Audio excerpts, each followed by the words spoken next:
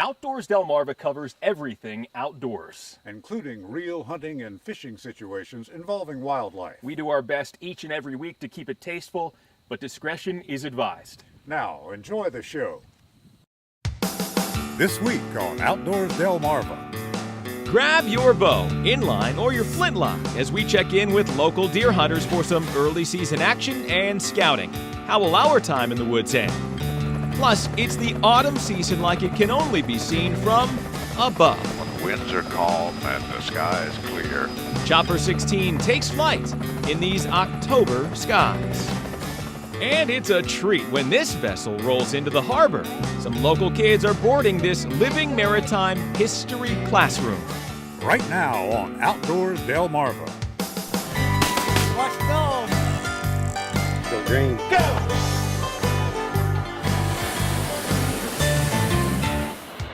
Look at that, right next to the road. That's cool.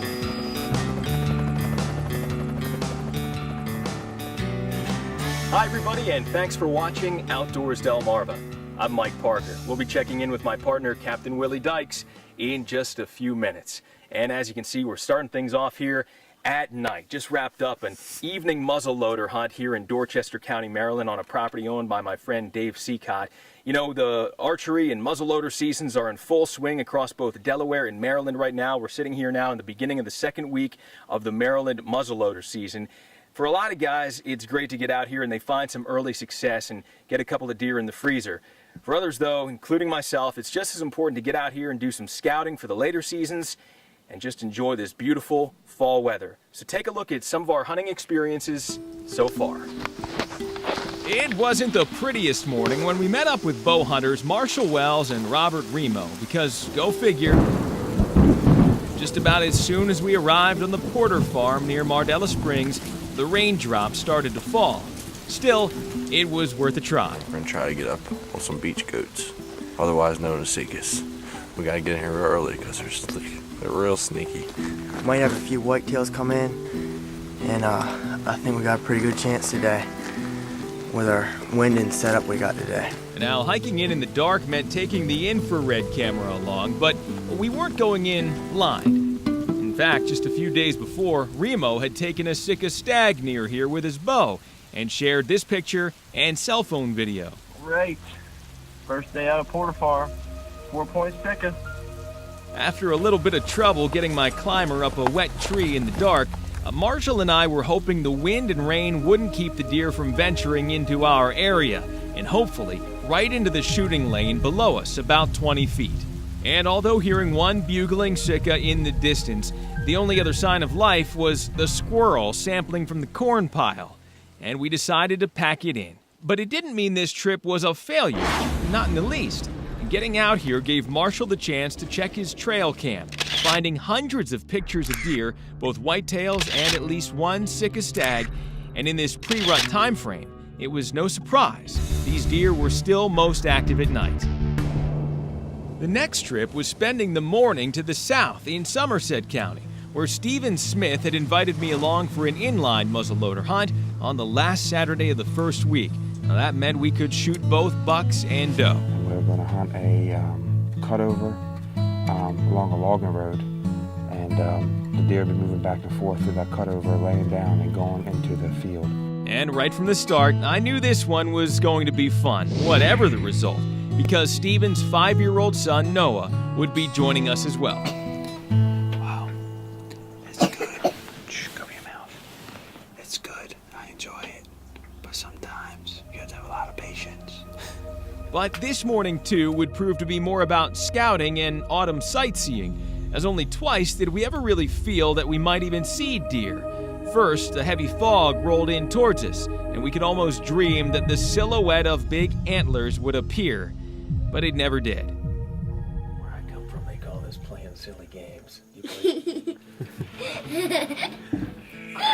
gonna go for a walk here. Bugs are worse than you would think. I'm going to take a walk around the perimeter of where we've been hunting this morning, overlooking from the stand, and see if I can't push something back. Dang, got it, Noah. We thought with that, didn't we? And even though Stephen and Noah said that I was a good enough dog to push out a pair of doe about 75 yards in front of the stand, They came right through here. it happened too quick to take a shot. And this father and son hunting combination would have to settle for memories rather than venison. For our third hunt in about a week-and-a-half stretch, I'd be hunting in Dorchester County, about 10 miles outside of Cambridge, on a property owned by our friend Dave Seacott. What's it like for you? You've had some success here so far. Tell me first of all about that buck you got earlier this season. What was the play-by-play on that one? Oh, it was a morning hunt, first morning of early muzzleloader season, but I was lucky enough that it was the season that I could shoot the buck, and I had deer all over me that morning, running back and forth across the field, and the big one came in, gave me a good close shot, and made a good shot with my flintlock, and he didn't go far at all. All right, it is exactly 4:45 here on Monday evening, and Dave has me set up on a pretty nice spot on his property here. I'm in a corner of a field, so the expectation is that as we get a little bit darker here, the deer are going to come out of the woods into the field and kind of hang out in these food plots. Well, it is muzzleloader season here in Maryland right now, so after the first week, you come and shoot doe. So for now, it was just me and the tripod, until about 10 after 6, when things started to get interesting. The first sign of life was a red fox on the prowl, working his way towards me through a row of tall grass. But just as I expect him to step into the clear, he's spooked and turns around, heading right back to the corner of the far field where I first spotted him. Well, who knows why, but seconds later, in the same spot about 100 yards away, a doe appears, and we're in business. Now, this is the pitfall known as trying to film your own hunts. As I try to keep the camera on the doe, I'm also preparing for a possible shot, should she come about 25 yards closer, or in the field on the other side of the grasses where I would have the best shot. But when it becomes apparent that she's not moving, I catch something out of the corner of my eye, and after struggling to get the camera off the tripod, I am just in time to catch this nice buck as he goes on the move. He is heading right for the doe that I've been eyeing for the past 5 minutes. That was awesome. That's what gets a hunter's heart beating out here, you know. I probably could have taken a shot at that doe, but with the flintlock, it was a pretty far shot, so I held off. And from my perspective, it was a great choice, because if I would have shot her, or even shot at her, I never would have seen that big buck, and that was a thrill.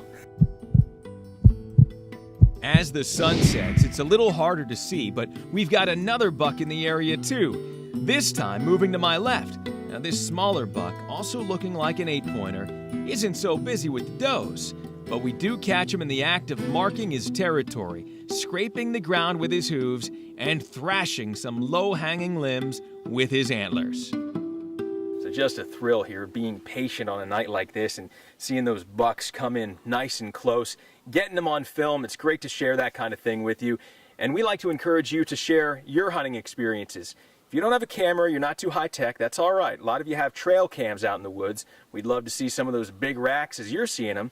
Just go ahead and email me at mparker@wboc.com, or if you're online on Facebook, make sure to like the Outdoors Delmarva Facebook page, and you can post those pictures right there.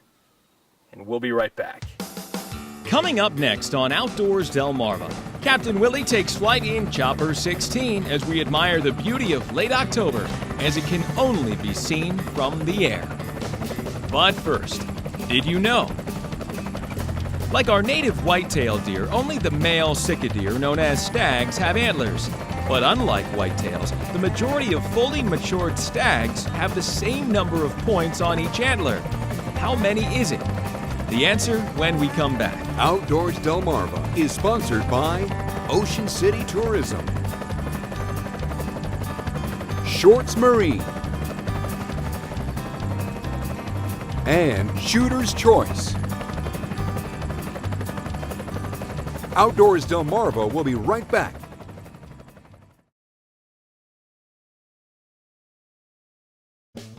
Did you know? Unlike whitetail bucks, which can grow a large number of points on their antlers, it's very unusual to find a sika deer stag with more than 3 points per antler. Did You Know is sponsored by North Bay Marina. Watching autumn arrive on the peninsula is the very best thing about flying Delmarva's October skies.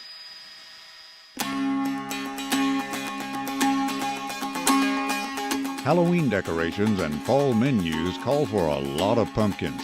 You can't imagine how many until you see fields like this one near Camden. Thousands and thousands are being picked out and shined up for front porches and pies and custards all over the country. How could you possibly choose just one from a field like this? Harvest time in Amish country is a chance to see traditional farming methods still being practiced. They've cut the corn off close to the ground and bound them into shocks. Later, the ears will be shucked out and the stalks used for fodder and bedding for their animals. It's a fall classic. From Chopper 16, any corn maze is a piece of cake, but from ground level it can be a different story. Even with maps in hand, this family seems a little confused. Of course, there are others who seem to know just where they're going. Now, confidence is a wonderful thing, but when you look at the big picture, we're really all in the same pumpkin. And what's more fun than a little hay? Now, you can take a hay ride, climb the walls of a hay castle, or slide down a hay mountain. Now, you can use a sheet of burlap to slide on, but apparently that's not really mandatory. Towns and villages all over are having festivals to celebrate their history and the products of their region, like the Apple Scrapple Festival that filled the streets of Bridgeville recently. The food, fun, and perfect weather bring out the crowds. Delmarva in the morning light is always a feast for the eyes, but when you add a diaphanous mist like you see in the autumn sunrises, it becomes downright exotic. Like any garment made of lace, it hides some things and accentuates others, so it makes you look longer at the most ordinary things, like a single tree that stands out above the white, or a silo that dominates its surroundings just for being a few feet taller. On these first chilly nights, the cool, still air condenses the moisture that's near the warmer ground, and a shallow layer of mist forms where the conditions are just perfect. The same thing happens over the surface of the rivers, where the water's a little warmer than the air. If I see a ribbon of mist winding out into the distance, I know there's a river under there somewhere. The Nanticoke River near Vienna starts to peek out from under its own little cloud as the sun rises in the sky. Now, though these autumn mists are hauntingly beautiful, they're fragile and fleeting too. Just a few minutes of the morning sun or the slightest wind will make them disappear. The sights and sounds and fun and the perfect weather of the fall season won't last forever. So to catch it before it fades away, you're going to have to get outdoors, Delmarva. Coming up next on Outdoors Delmarva, it's a rare treat when a vessel like this cruises up to the docks. We'll join some local youngsters aboard this living maritime history museum. Plus, you won't want to miss this week's Scorchy's Corner Classic. Scorchy's Corner Classics are sponsored by Hook'em and Cook'em Outfitters. When Stacy shoots his bow, fantastic things happen.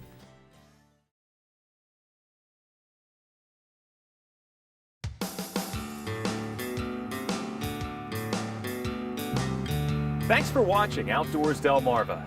I'm Mike Parker, and I'm here at the Port of Salisbury in Wicomico County right now, a spot that's just been so important and vital to this community for so many years, and really proof that you don't have to go to a museum to learn about your regional history.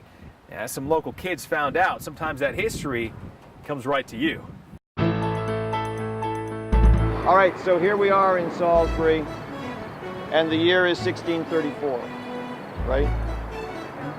No? For these Wicomico County school children who know the correct year, it was a treat to travel back in time on this beautiful day to discover a bit about Maryland's beginnings. This whole area that you're standing in was filled with cargo all the way up to where you started to come down. Now, you could call the Maryland Dove the 18-wheeler of its time, a replica of the 17th century trader that was one of just 2 ships that brought the first colonists to Maryland in early 1634. It is a fully functional sailing vessel that calls the Living Museum of Historic St. Mary's City its home port. I always say we're the only big cool part of the museum that can go on the road. Once a year, or sometimes a little more, we'll take the ship to another port in the Chesapeake and try to educate people about the beginnings of Maryland. Everyone say, aye aye! Aye aye! The crew members of this floating time machine also dress in period clothing and help the children understand what life aboard a vessel of the 1600s was really like. Everything from trading, navigation, the food items of the time, and even the crew's sleeping arrangements are discussed. Jim Richardson is an endangered species. And this visit marked a homecoming of sorts for the Dove. She was constructed in the late 1970s near Cambridge, Maryland, by the legendary shipwright Jim Richardson, whose story was even featured by our own Scorchy Taws back in 1983. Now, for those of you lucky enough to one day board the Dove yourselves, be prepared to give the experience a ringing endorsement. Get outdoors, Delmarva! And now it's time to check in with an old friend. Here's this week's Scorchy's Corner Classic. Stacy Groskup made a believer out of me. He can do more with a bow and arrow than most hunters can do with a machine gun. What does he do for an encore after shooting an aspirin out of the air? Well, if you weren't waiting for his shooting an aspirin out of the air, everything he does would seem like an encore. The Reverend Stacy Groskup is a retired Methodist minister who is currently a much-in-demand public relations figure for the National Rifle Association. The good Reverend was at Remington Farms in Chestertown recently for the first annual North American Hunter Education Championship, and needless to say, he was the shining light. As you well see, when Stacy shoots his bow, fantastic things happen.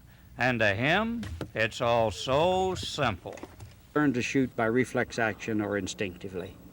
And that means you don't sight, you don't aim, you draw it up like the Indian did, and it's like pointing your finger. Reverend Stacy Groskup, an amazing man. Scorchy Taws wandering our Delmarvelous land for WBOC News.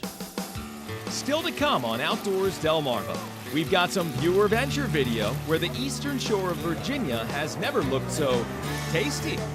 But first, get geared up for deer season with the experts. This gun is set up for scope because of its long range capability. Outdoors Delmarva will be right back.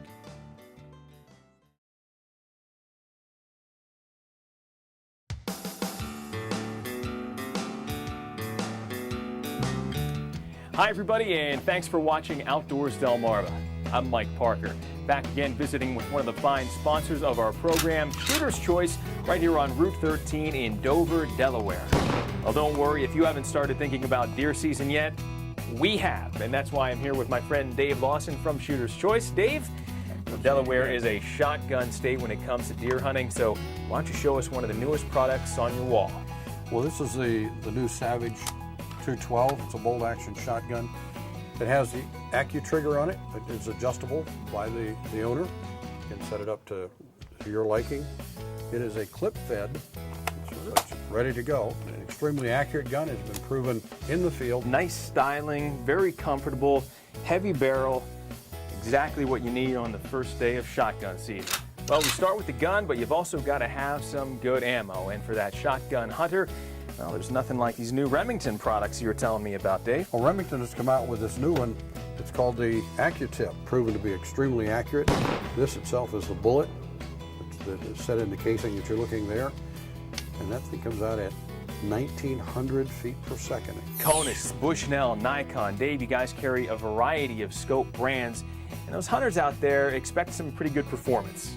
That they do. And any of these scopes will perform quite well. The only thing I say, please don't shortchange yourself on the glass, because that's the most critical part of your being successful in the field. All right, Dave Lawson, always a pleasure to talk about some deer hunting with you. I can't wait to get out in the woods. Well, the season's here. It's time. Let's go. From shotguns to ammunition to optics to crossbows, all the options are here. Now it's up to you to choose. Make sure to visit our friends here at Shooter's Choice on Route 13 in Dover, Delaware. Always on target. We'll be right back. Coming up next on Outdoors Delmarva, one of our viewers ventured to the Chincoteague Oyster Festival and brought back some video. Plus, your viewer pictures. Outdoors Delmarva viewer pictures are sponsored by Shorts Marine. Don't go anywhere. Outdoors Delmarva will be right back.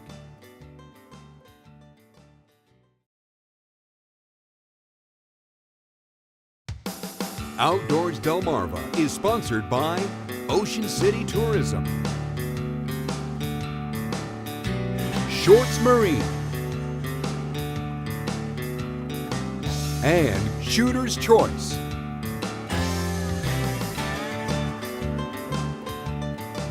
And now it's time to take a look at some of the pictures and videos sent in by our own Outdoors Delmarva viewers. And we begin with some viewer venture cam video sent in by a regular contributor to the show, Chuck Coverdale from Milford. Chuck's been heading down to the Chincoteague Oyster Festival for the past few years now, and this year decided to take his video camera along. Now, this festival is known, of course, for everything you can cook up with an oyster, including the famous oyster fritters. People from all over the country come just here to enjoy the fabulous Chincoteague oyster, and that's what this day is for, to celebrate our watermen and their livelihood here on Chincoteague.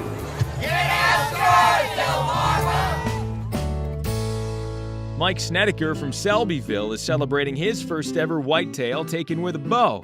This buck was harvested at the beginning of the month during the Delaware archery season. Steve Long from Bishopville, Maryland, passed along a few shots of a juvenile eastern rat snake or a black snake that he came across while it was trying to sneak into his garage. These little guys will eventually shed that gray pattern and become all black. And Tim and Lori Stuklik from Milton send in a beauty of a shot of this orange sulfur butterfly. Now, as they write, apparently sipping nectar from this aster flower. Well, we love sharing your outdoors videos and pictures here on the show, so please keep them coming. Just email me at mparker@wboc.com or make sure to like us on Facebook. And you can post your pictures right on the Outdoors Delmarva Facebook page. Well, we had a great time this week and can't wait to have another round of adventures next time. That's right, Mike. For Mike Parker, I'm Captain Willie Dykes, reminding you to get outdoors, Delmarva.